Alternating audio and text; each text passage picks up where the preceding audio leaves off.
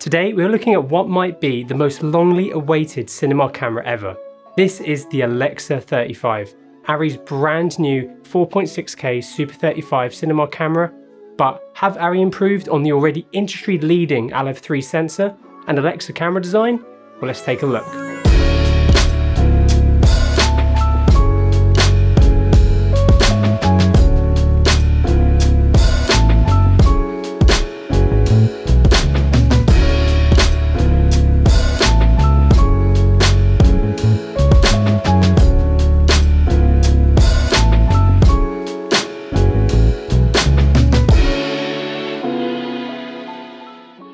The 35 has been floating around in the wild for what feels like an age at this point, as it was originally set for a 2020 release.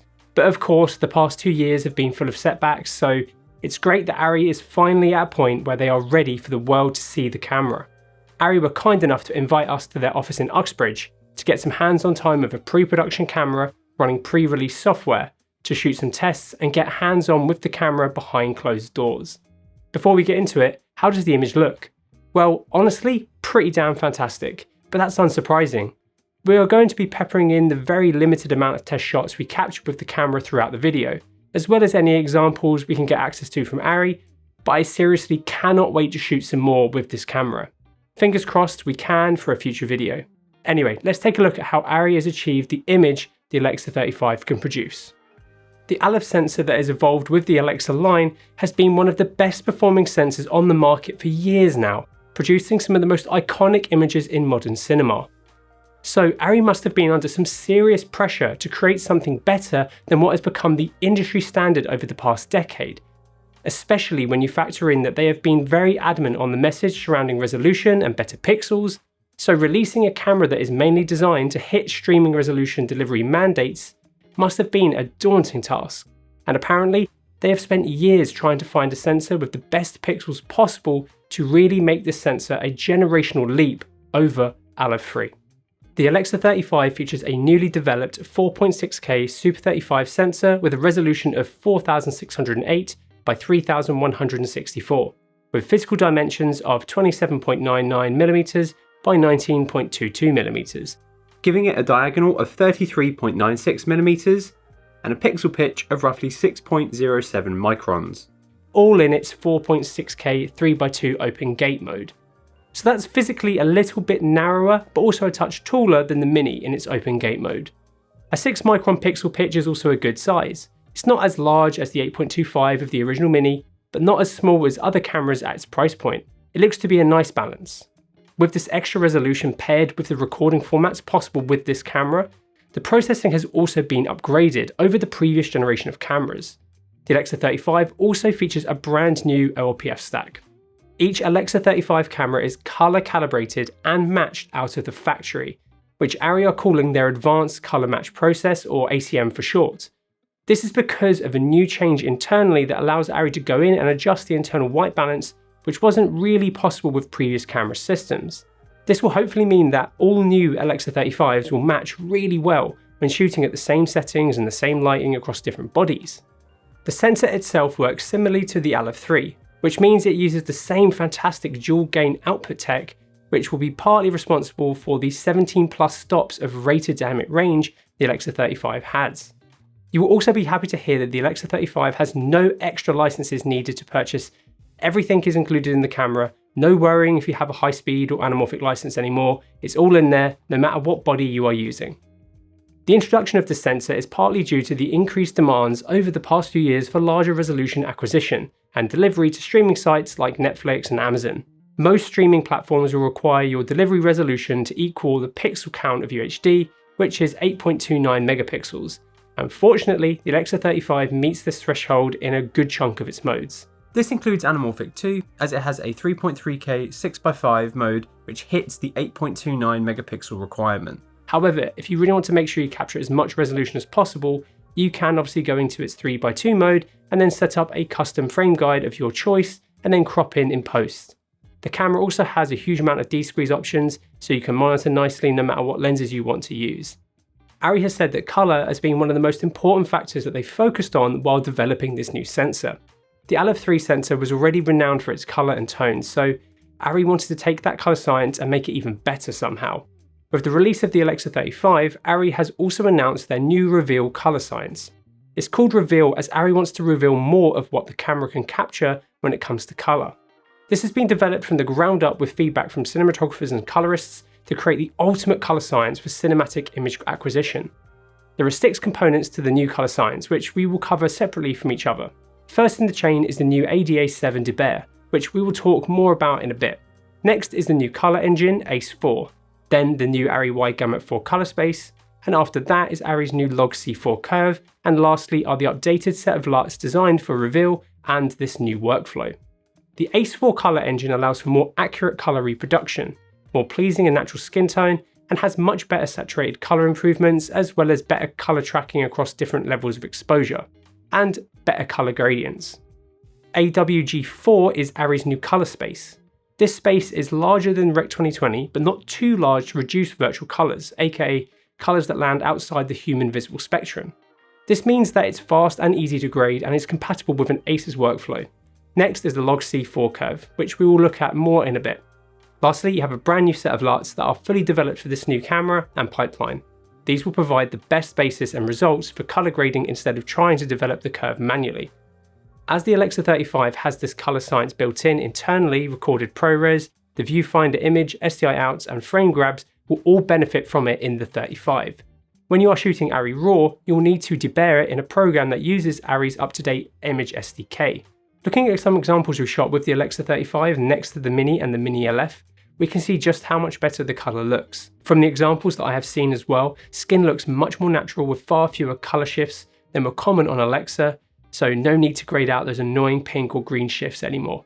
You can also take advantage of this new Reveal colour science with existing ARRI RAW from the Alexa LF and Mini LF, when using programs that have this new debayer built in. This will be great for matching the 35 with the LF cameras if you've got both of them on a production. With the Alexa 35, ARRI released a new debayer algorithm which runs native inside of the Alexa 35.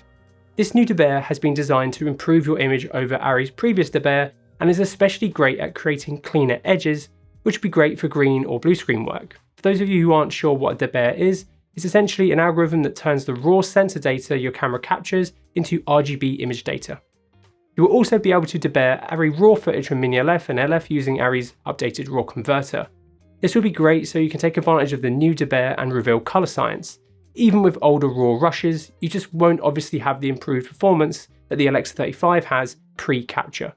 As we've previously said, the Alexa 35 has a rated dynamic range of 17 plus stops. Now, we have seen some other camera manufacturers state that they can capture up to 17 stops, but ARRI rated their Alexa Mini LF at 14 plus stops, and that's already one of the best performing sensors on the market. So this means that this new camera being even better is pretty damn impressive. With the previous ALEV sensor, 800 EI was the place to shoot at from the most equal distribution of your dynamic range. Whereas on the Alexa 35, if you want the evenest distribution of dynamic range, you will need to shoot at 400 EI, where you have 8.3 stops above and 8.7 stops below mid-grey. At 800 EI, you gain a stop in the highlights and lose a stop in the shadows. And ARRI also will be stating that 800 is the base, just to not shake things up too much, because they are confident that the increased dynamic range means that people really aren't going to notice a difference between 400 and 800 EI. From the limited time that we have with the camera looking at the footage, the dynamic range does look stellar, and definitely a step up from ALEV 3. I've also spoken to Tom from ARRI, who's taken it to a local rental house and basically tested it on their Zyla chart, and says that it's captured above 17 stops of dynamic range, but obviously this is something I want to do in-house as well. Fingers crossed we can get a Zyla chart to do that ourselves. As this new camera is rated for 17 plus stops of dynamic range, it needs a new log curve that can properly capture this new extended range. This means that the Alexa 35 now has log C4. If we look at both of ARRI's log curves side by side, you can see just how much flatter log C4 is than log C, which is technically log C3 by the way. It also shifts your mid-grade down to around 28% IRE, which is a good bit lower than 39% of mid-grey on log C3, so it will look a lot dimmer on monitor. This also means that colorists, editors and DITs will need to get used to working with the new log curve. Thankfully, ARRI will also be releasing a range of updated LUTs with the camera, which will be essential. Links to those will be down below when available. The Alexa family of cameras already have some of the best latitude of any cinema camera on the market, and especially when it comes to highlight retention. So for these tests, we had an original Mini, Mini ALEV and the Alexa 35 and used a signature 47mm as our standard lens. Each camera was shooting in its open gate mode, recording ProRes 4444, as Resolve currently can't debayer the ARRI RAW out of the Alexa 35 at the moment. For these tests, we exposed the camera using an ARRI Sky panel with the signature at T22. To get correct exposure, we use each camera's built-in false colour, exposing the mid-grade chip on our chart here. As the Alexa 35 features a new log curve, it has a different mid-grey ARRI point. We corrected this slight exposure difference between the 35 and the two other cameras using the brightness of the Sky panel we used to shoot the test. However, each camera is custom white balanced at the different percentages, so any colour cast should be minimal. For over, we then opened up all the way from T22 to T1.8 on each camera. And this was the same process we used for underexposure as well, but instead of exposing for T22, we exposed for T2 and then closed down our lens. When it comes to overexposure, the Alexa 35 has the best performance I have ever seen. Even at 7 1/3 stops overexposed, the only thing clipping is the white chip on our chart here, but everything else is still held in the negative. It's honestly crazy how much detail and colour is held here.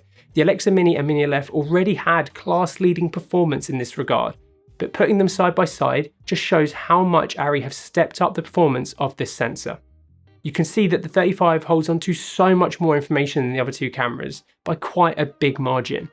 It was honestly insane when monitoring this and looking at the false colour at just how bright the image is, but the fact that the false colour just isn't losing any information apart from the white chip, like I said. I did wonder how good the underexposure performance was going to be compared to the other cameras, considering just how incredible the overexposure performance is. However, performance down to 4 stops is very good, with colour being held very well with performance pretty similar to the Mini and ALEV. Past this, I do think that older cameras hold saturation a touch better, but the performance of the 35 is very good. We unfortunately didn't have a Venice 2 or Raptor to compare it to, but let us know in the comments if this is something you would like to see in a future video. If you want to see these tests in full, as well as all the other ones we conducted for this video, you can via our Vimeo linked down below. Another focus of the Alexa 35 is the introduction of better stray light suppression. This allows the 35 to capture more contrast by reducing the amount of stray light hitting the sensor. This should result in richer, deeper blacks and overall better contrast. And this has been done partly in camera, but there are also 5 specific mounts that ARRI is classing as being designed to perform the best in this regard, which you can see here. This does include some of their older mounts, but also some new ones as well. When camera manufacturers design cameras, they use light traps and flocking to reduce the amount of light bouncing around in your camera's lens mount, and this is a crucial part of the design process to reduce horrible internal reflection and flaring issues, which you can sometimes experience with poorly designed third-party mounts. There are 19 different recording formats in the Alexa 35, which means no matter your production needs, there will be one in there for you. The Alexa 35 can capture in ProRes 42HQ, 4444, 444XQ and ARRI RAW all internally, though as we mentioned earlier, different codecs drives will be able to record different formats. Here's a chart of all the options as well as what can be recorded to the different drives. We can see that the data rates are a bit higher than those found on the Mini ALEV. This camera will be capturing a large amount of data when in 4444 or ARRI RAW, but the quality will be excellent, which is unsurprising. ARRI RAW is a great way to capture images for archive and post as it is uncompressed, so you have plenty of flexibility when you hit post-production. I think it would be great for ARRI to add some kind of compressed RAW though to their cameras to give people the option to control the levels of compression and the size of their files while still having the benefits of shooting RAW in post. The 35 features 18-bit linear processing in camera, ARRI RAW recording has changed from 12-bit log to 13-bit log, and Apple ProRes recording has changed from 10-bit log C to 12-bit log C4 across all flavours. This is to handle the increased dynamic range and colour the 35 can capture. ARRI also introduced a new MXF wrapper, which is a future-proof update and includes new metadata for the new processing steps like the enhanced sensitivity mode and ARRI textures that we will talk about in a bit. To make it clear, the sensor mode is the amount of the sensor being used physically, and then recording resolution is the resolution of the file you are recording. Shooting open gate is great if you can afford to capture that amount of data. You can then create a custom frame guide and then have the extra image as padding for cropping, resizing, or any other benefits of capturing at higher resolutions than your delivery format. There are also plenty of options for downsampling a larger sensor area into a lower resolution, which is great for quick turnaround imagery, as well as having anamorphic desqueeze in your clip metadata. You can also choose to crop into the area of the sensor a given resolution is using, and this means that there is a Super 16 mode which I'm intrigued to use with the nostalgia texture and some unique Super 16 glass. With the Alexa 35, ARRI is introducing textures, a new way for you to customize the image the camera captures. ARRI digital cameras have always had a texture setting, but this was not customizable and was set to what ARRI believed would deliver the best results for the imagery they wanted their cameras to produce. There will be a bunch of these new textures available in camera, and they are baked into the ProRes and ARRI RAW recordings. When selecting them in camera, it's kind of like choosing a LUT. There are a few here to choose from designed to give you slightly different image characteristics, with some being tuned for different shooting scenarios. They change not only the camera's noise character and the amount of grain, but also the contrast at different levels of detail.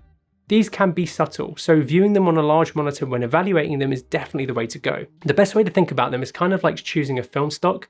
It's something that will definitely need to be explored in pre-production and then locked in for a given production. You can even go in and delete every texture so you know when a camera goes out onto a production, someone can't just change the texture while on set. If you do this, you'll be able to load them back in easily via the USB on the side of the body. One thing I'm excited to see is these textures working with LUTs, and then ARRI developing actual film stock presets that use the textures and the LUTs hand in hand to emulate the look of film, which I think could be really interesting for some users. I do think that higher end sets will probably just stick to the default texture, as they will most likely want to just control these image characteristics in post. However, I do think more time and budget conscious productions will enjoy dialing this level of their image in camera. Personally, I think this is a great addition as people love the texture that the older Alexa sensors could produce. And this allows users to experiment with the different profiles to dial in a look in the camera to really achieve the image that they desire for a given project. You can go super clean or super grainy, which will make the camera incredibly versatile and customizable. Another great thing is that you can essentially rate the camera at a lower ASA, but still get some texture to your shot. For example, if you wanted to shoot an exterior in a brighter scenario, but want the grain that shooting at 1600 ASA can provide, you'll be able to use the texture to do that while shooting at a lower ASA.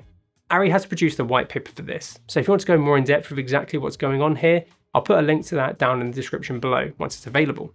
We've managed to capture a run through of each texture in 2 different settings so you can see them. We're going to let a few examples play out now, so if you don't want to see them, you can skip to this timecode.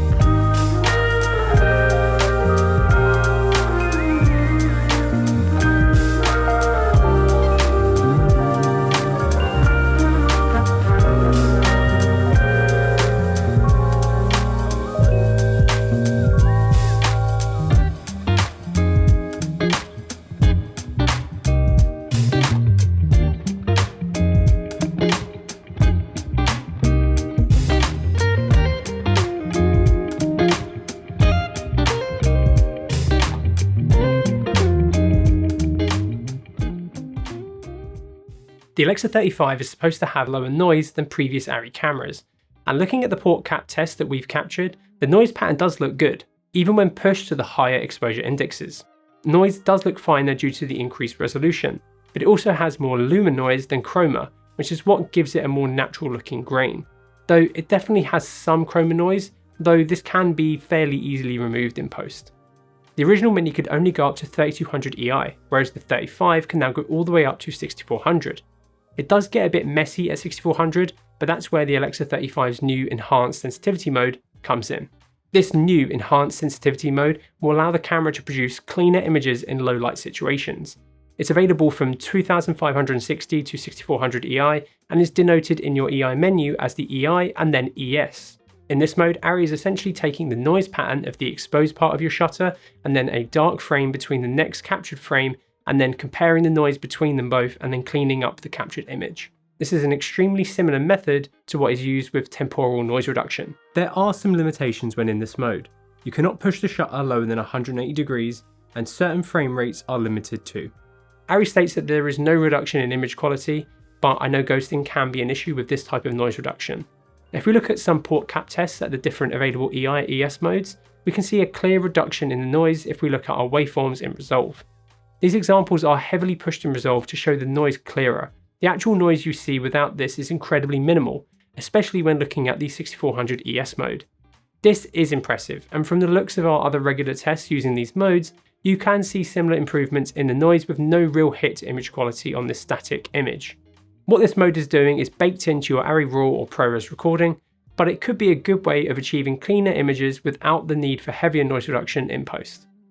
The Alexa 35 is similar to previous ARRI cameras, which means that you will not have the ability to black balance the camera yourself. The Alexa 35 uses a similar Peltier system on the back of the sensor to maintain a constant sensor temperature in varied ambient temperature conditions. It has a rated operation temperature range of -20 to +45 degrees centigrade, so no matter what the conditions, you should be fine and have no need to black balance. However, if you do run into issues with defective pixels, like one of the demo cameras we managed to check out at ARRI, you'll be able to use the same pixel masking method as the previous ARRI cameras. Link to the white paper on that is in the description below. The Alexa 35 also has a new cooling solution, which they're calling the cooling core, which takes in cool air from the bottom of the camera, pulling it through this new cooling core with a large fan at the top, and then shoots hot air out of the top. This core is totally independent of any wiring and electronics. This is not only to help with cleaning, but also with weather resistance. Electronic boards surround this core, so it provides the best cooling possible. ARRI has stated that the 35 is twice as efficient in cooling as the original Mini. With the few hours we spent shooting with the camera, we didn't notice it getting super loud for a cinema camera, and the camera can be toggled between a regular and a rec low mode. The rec low mode increases fan speed during standby to pre-cool the camera and then minimises the fan speed and noise during recording. The only time I really heard it spin up high was when you're booting the camera. When it comes to the readout speed of the sensor, we managed to film some very quick panning shots on the Alexa 35, Mini and Mini LF, and we can see that the Alexa 35's rolling shutter performance looks quite similar to the original Mini, which is good. It's not quite as fast as some of the other cutting edge sensors on the market, such as the one found in the Raptor or the Venice 2, but performance is still good. You will just see some jello when pushing it, and if you've shot with an original Mini and had no issues, you won't really have any here either, to be honest. So what can we take away from all of this when it comes to practically exposing your image?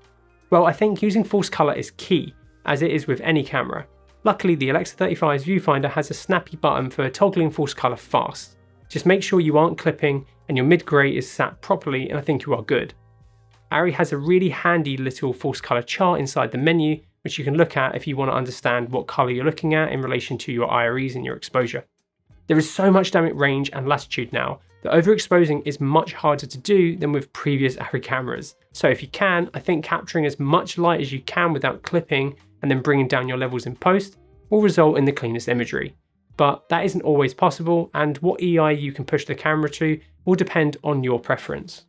Matching the Alexa 35 with existing ARRI cameras should be easily achieved, especially with Mini LF and LF ARRI RAW footage, as you can debayer it with the new colour science as we mentioned earlier.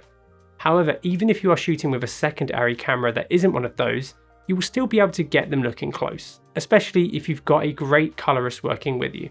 One thing you're probably thinking is, but this is Super 35. How can ARRI bring out a flagship camera that is Super 35 in 2022, when full frame has become such a staple in our industry?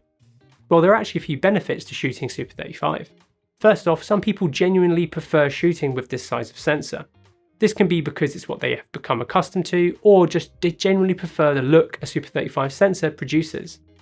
In my eyes though, lens choice has to be the biggest benefit of Super 35. As Super 35 has been the standard all the way through motion picture history, there is a massive range of both vintage and modern optics to choose from. One portion of the lens market that is still slowly growing is full frame zoom lenses. However, there are plenty of Super 35 options to choose from. You can also use any of the many full frame optics with the camera too. And with most lenses performing better in the center of their image circle, you can actually take advantage of the crop. This crop also means that you can get extra reach out of your lenses versus their full frame equivalents. There are also more cine zooms available for Super 35. This could be especially great for wildlife filmmakers, though you can crop in on most modern full frame cinema cameras, though you will be sacrificing resolution here. The benefits of full frame sensors, aside from the design of the sensor, which is a whole can of worms, is the ability to put longer focal length lenses on and achieve wider field of views compared to Super 35. This allows you to change the way that you shoot and frame, which is where the key to the full frame look lies. You can achieve similar looking imagery with Super 35 at the longer field of views, but at the wider end, you will start to see the difference between the two different formats. One of our first questions to ARRI during our chat was, so when's the large format version coming out? And ARRI's response was unfortunately never. And this is because it is physically impossible due to what is attached to the rear of the sensor, making it not possible to mount two of these sensors next to each other like they do in the LF cameras, and thus increasing the sensor size. With the Alexa 35, ARRI has released a few updated pieces of software, the ARRI Reference Tool and the ARRI Raw HDE Transcoder. The ARRI Reference Tool combines the features of the existing ARRI Raw Converter, ARRI Color Tool, and ARRI Meta Extract. This is great as it saves you from having 3 different tools across different pieces of software. This new reference tool allows us to debayer ARRI Raw and export it to whatever format you need. You can also debayer mini-LF and LF RAW files as we mentioned earlier here as well. It's free to download, so if you want to check it out, I'll put a link to when it's available in the description below. HDE encoding is essentially an encoding size reduction method that codecs have developed for ARRI Raw, and this new transcoder is a new piece of software to handle the new MXF wrapped ARRI Raw that the Alexa 35 captures. If you want to learn more about HDE, links to Codex's website is in the description below. ARRI has been working behind the scenes to integrate the new ARRI Image SDK 7, which will be needed to process Alexa 35 ARRI Raw footage into all of the essential post-production tools from the likes of Adobe, Filmlight, Blackmagic, and many more. Fingers crossed these updates should be out as soon as possible, so everything is ready for when the camera starts shipping. With the updates to the debayer and the color pipeline, this is a crucial update as it's not quite as simple to process as previous log-C rushes. Of course though, if you shoot ProRes, all of these programs will recognise it natively because it's obviously such a common format. The Alexa 35 now features a slightly reworked way of working with LUTs. This is the new look file type, ALEV4. This new look file is interesting because it doesn't carry the conversion of the desired colour space, just the creative intent or the look of your image. So basically you can then add a log-C4 LUT onto this for whatever colour space you want, whether that's an SDR or a HDR image. You can also now set the look intensity in camera from 100% down to 0% in 10% steps. This would be good in case you need to dial in how strong a given look is on the fly. These looks can be recorded in metadata, including the chosen intensity, which means that the cinematographer's creative intent can be carried through to post. The look library for the existing Alexa Mini has been updated for this new reveal colour pipeline and will be available on the ARRI reference tool. The Alexa 35 uses the same codex compact drive media type as the Mini LF, but with the Alexa 35, ARRI also announced a new 2TB version of it. You can tell which is which by the different colour band, orange being the 1TB cards and yellow being the 2TB cards. These new cards feature higher read and write speeds that are almost double that of the 1TB cards, which means that if you want to shoot at the camera's higher frame rates and data rates, you will need to use the 2TB cards. The older 1TB cards are compatible, but only at certain frame rates and codecs. These increased data rates means you'll be able to offload the 2TB cards faster as well with the correct Thunderbolt 3 dock. These 1TB drives will also require a firmware update to work in the 35. These new 2TB drives will also be backwards compatible with the Mini LF, which will be great for rental houses that have existing Mini LF kits and want to invest into Alexa 35 and want to use media across both cameras. As we mentioned earlier, the maximum frame rate you can capture will depend on which media you use. However, let's take a look at the maximum frame rates you can record across the different recording resolutions. In the camera's 4.6K open gate mode, you can shoot up to 75 frames per second in ARRI RAW or 60 in ProRes. In the camera's 4K 16:9 mode, you can capture up to 120 frames per second in ARRI RAW or ProRes, and in 3.3K 6x5, you can capture up to 90 in ProRes and 100 in ARRI RAW. You can record lower resolutions, but the maximum at any of them is still 120 frames per second. Personally, I think 120 is a good sweet spot here, as most productions will want the next step to either be 400 or beyond. And if you're shooting 400 and beyond and have an Alexa 35 on set, you'll most likely be hiring in a dedicated slow-mo camera from the likes of Phantom. Unsurprisingly, the slow motion does look fantastic and it's super clean and just looks amazing. The camera also features a new set of pre-recording cache and mounts. The amount of pre-record you have will depend on the recording format you are in. Here's a quick breakdown of all of the options. If we compare similar recording formats to the original Mini, we can see that the 35 has improved slightly with its times, which will be music to the ears of wildlife filmmakers and camera operators. The Alexa 35 comes with an LPL mount as standard. and this is the same LPL mount from the Alexa Mini, Mini LF, LF and Amira, and can be used with the same LPL to PL adapter. There is also a new dedicated PL mount, which honestly I think this camera should have come with as standard, as currently there are not that many LPL Super 35 lenses, though I definitely could see people using signatures on this camera. There will also be an EF mount as well as the existing third-party mounts such as the M mount from Lights. As we said earlier, the number of lenses you'll be able to use with this camera will be vast, so it's great to have a good range of mount options. If you want to see what lenses will cover the Alexa 35, you've actually added it to our lens and camera coverage tool, link to which is in the description below. The Alexa 35 features the same full spectrum ND filters and a similar system to that was found in the Mini. This means it has the same clear 0.6, 1.2 and 1.8 set of filters, though they have reworked the mechanism that moves the NDs, and it is so much faster now than the mechanism that was in the Mini LF. You can really switch through these strengths fast now. It's a shame that ARRI couldn't fit more NDs in here to match the Sony Venice's more comprehensive set. This unfortunately is a limitation internally with the size of the camera, though one benefit from a service perspective is that the ND system is no longer attached to the sensor. Otherwise, the performance of the NDs is just as great as the other ones in the other Alexa cameras.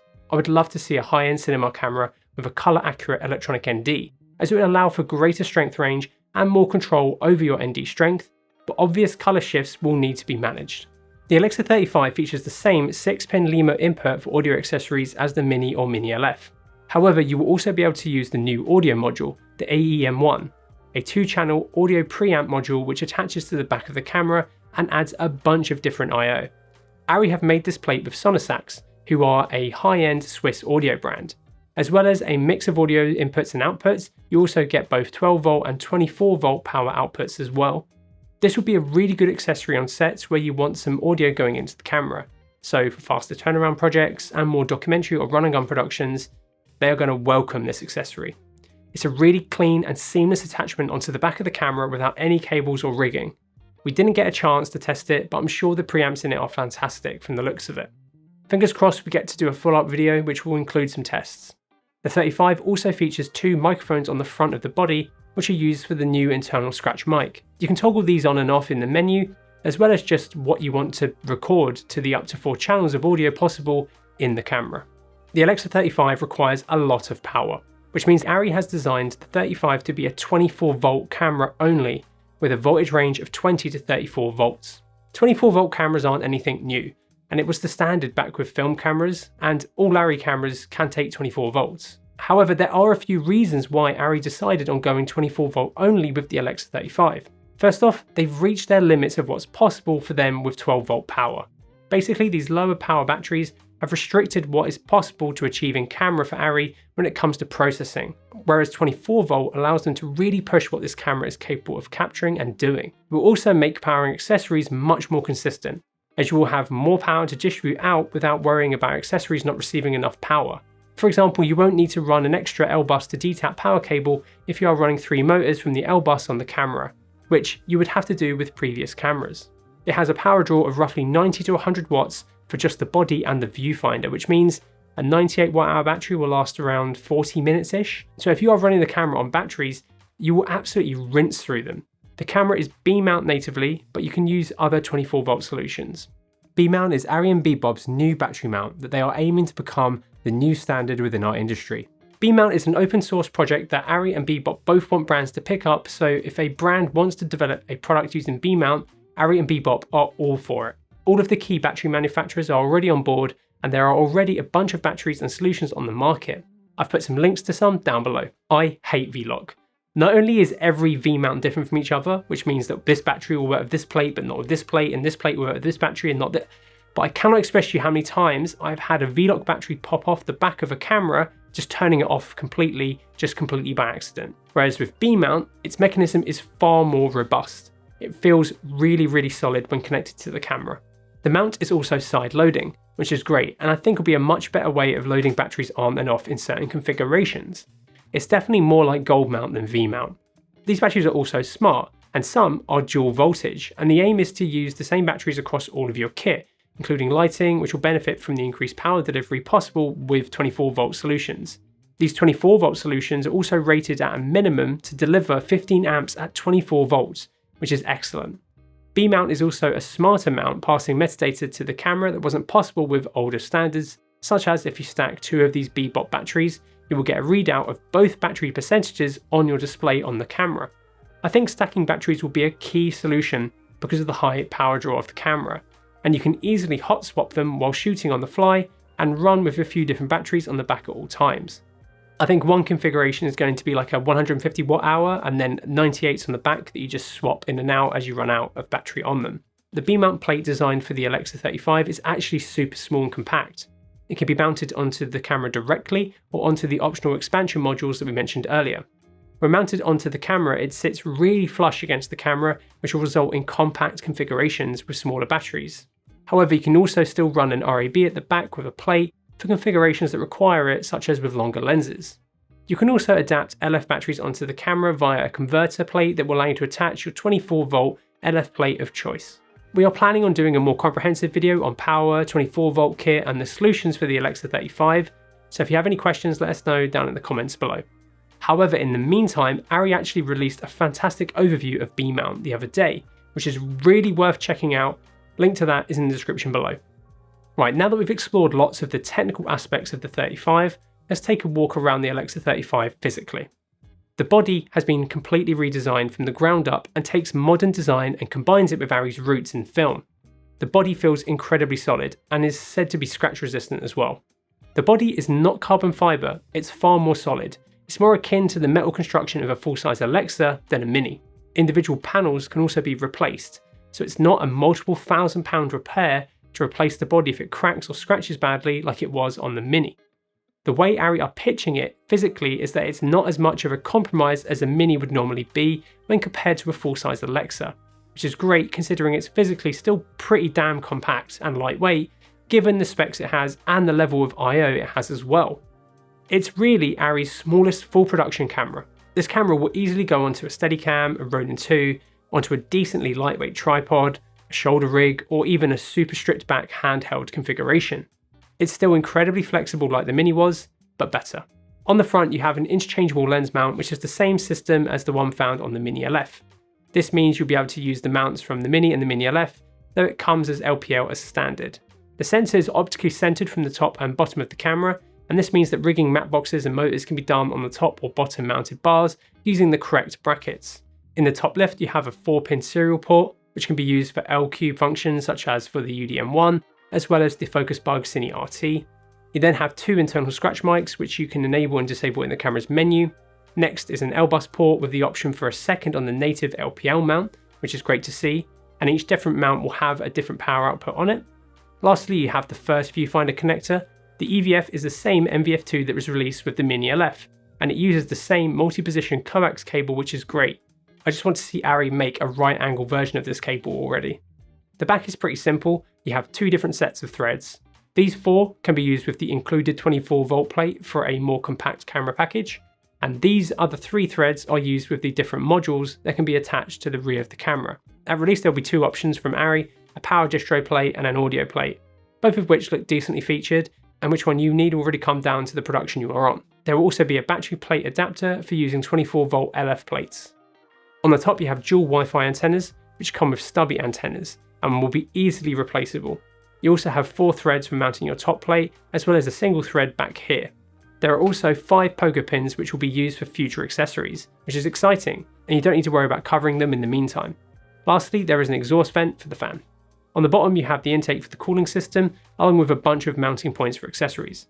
As with the Mini, you need something on the bottom of the camera to mount it onto your normal support equipment. We'll be taking a look at accessory options in a minute. On the left there is a bunch going on. Firstly, you have the new side display. This display has a few crucial settings and pieces of information that you can quickly navigate through with this incredibly satisfying to use click wheel. You'll also be able to toggle an ND mode, which will show the ND level in a larger font, which some operators may prefer. This is a really nice addition, and it will be really handy when you can't use the viewfinder especially.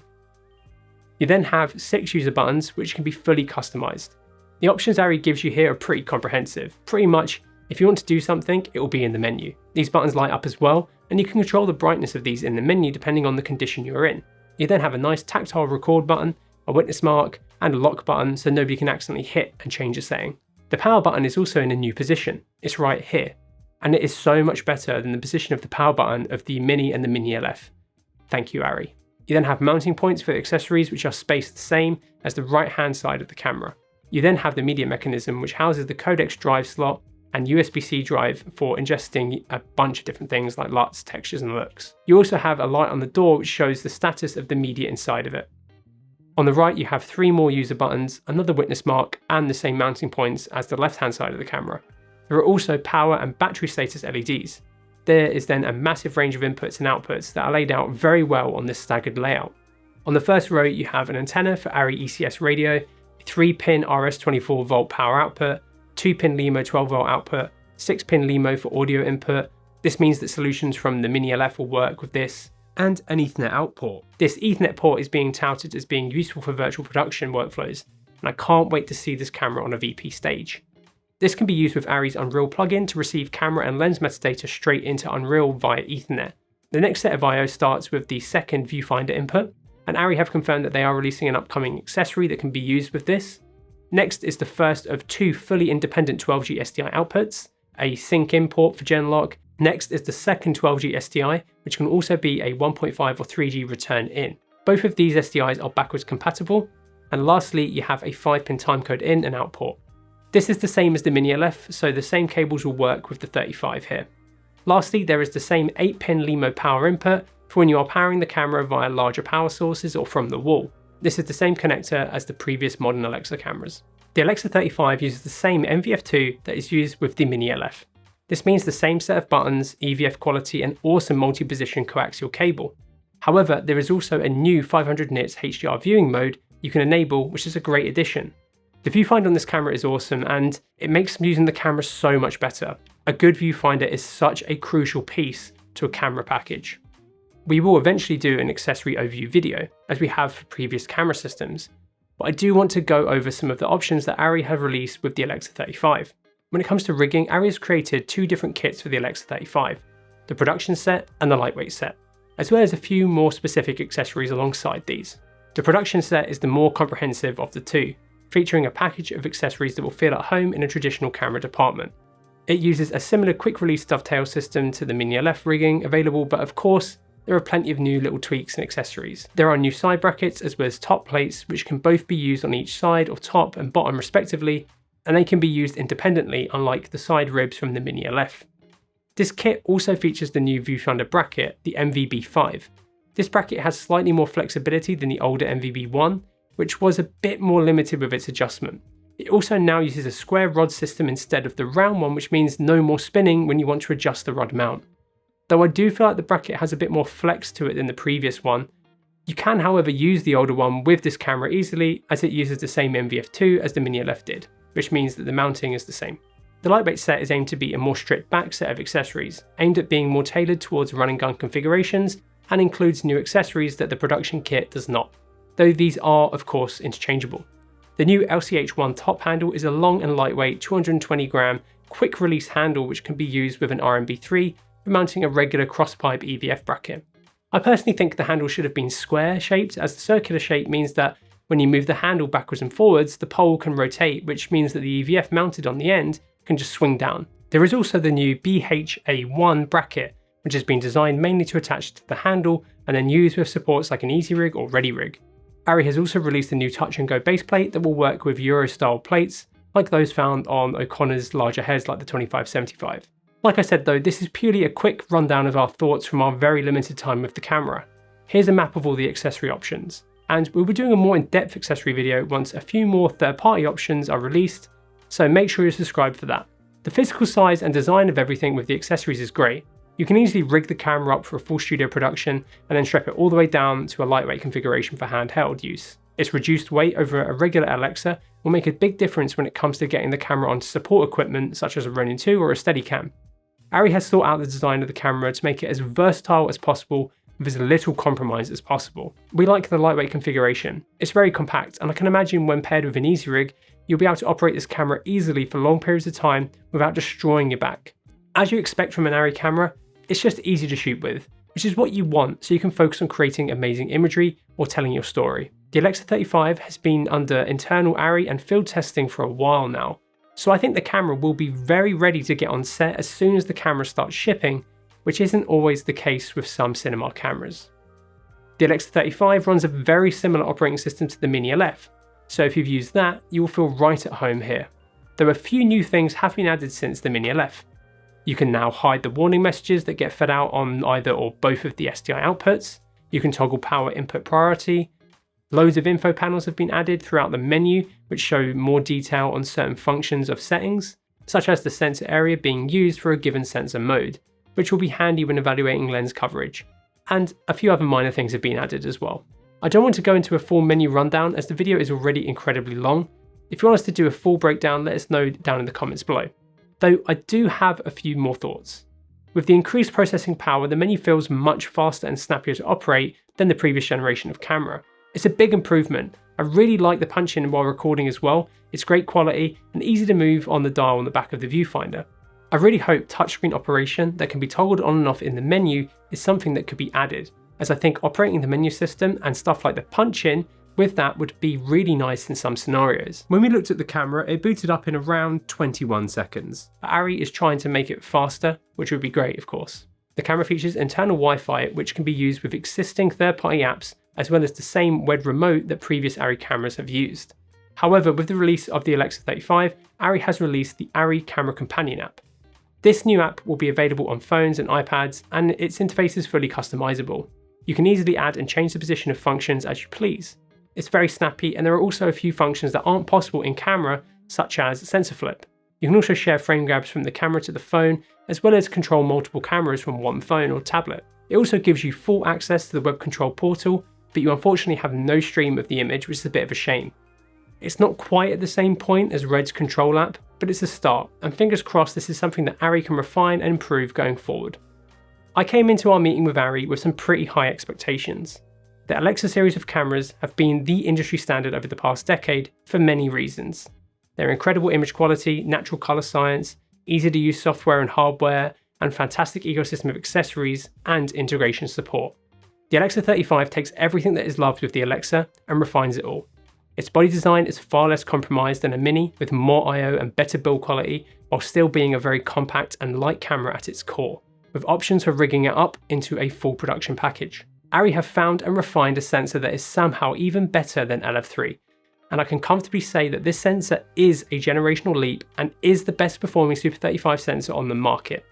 Whether it's better than the Venice 2, I cannot say, as I haven't tested the camera just quite yet, but make sure to subscribe for when we do. There are only really a few compromises with the Alexa 35. The ND filter wheel should have been improved to compete with the built-in dual wheel system in the Venice 2. The camera's high power draw will put off some documentary style shooters, as you'll need to carry around some serious juice to keep your camera running compared to other systems. It's 24 volt only, which means loads of 12 volt solutions will not work. However, I think this is a necessary change. And of course, it's not full frame, which is becoming more and more popular, and some people who've shot full frame may not want to go back now. I would also love to see ARRI introduce some kind of compressed RAW. As well, ProRes or ARRI RAW is great, both Sony and Red give you options to shoot compressed RAW internally, which ultimately gives people more flexibility when it comes to managing your camera's data rates and quality. Lastly is the price. It's priced just under the Mini ALEV, which you probably expected, but it will price out a good chunk of higher end solo operators wanting to shoot ARRI. I am hoping, however, that this camera coming out will create a more competitive original Mini market, which hopefully will allow a whole new level of operator or filmmaker to own one. Otherwise, honestly, this camera is so close to being perfect, and I cannot wait to see what ARRI adds to the camera over the next few years, as I'm sure the camera will evolve just like the Alexa cameras before it did. Anyone already lusting after the Alexa family of cameras for their next project will definitely be excited about this camera. The Alexa 35 could just be the new modern standard, and I cannot wait to see what people create with this truly special camera.